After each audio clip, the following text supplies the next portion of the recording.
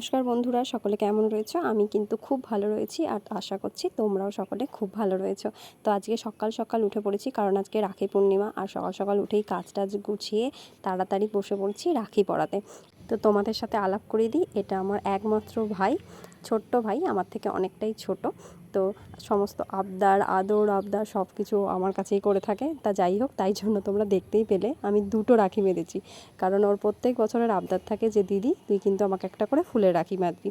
তো ফুলের রাখি বাঁধি, তার সাথে আরও একটা রাখি বাঁধি, কারণ যাতে সেই রাখিটা সারা দিন ওর হাতে থাকে, কারণ ফুলের রাখিগুলো তো ঝরে যায়।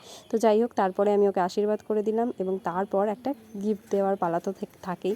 তো ছোট্ট ভাই আবদার তো রাখবেই, তাই জন্য ওকে একটা গিফট দিলাম। আর দেখো, ও ছোট হওয়া সত্ত্বেও কিন্তু আমার জন্য গিফট আনতে ভোলেনি। তো নিজের হাত খরচের টাকা দিয়ে জমিয়ে জমিয়ে আমার জন্য এত কিছু গিফট এনেছে। তো যাই হোক, আজকের ভিডিওটা এখানেই শেষ করলাম। তোমাদের যদি ভিডিওটা ভালো লেগে থাকে তাহলে আমার চ্যানেলটাকে প্লিজ সাবস্ক্রাইব করে দিও, আর লাইক কমেন্ট শেয়ার করতে কিন্তু একদম ভুলো না। টাটা।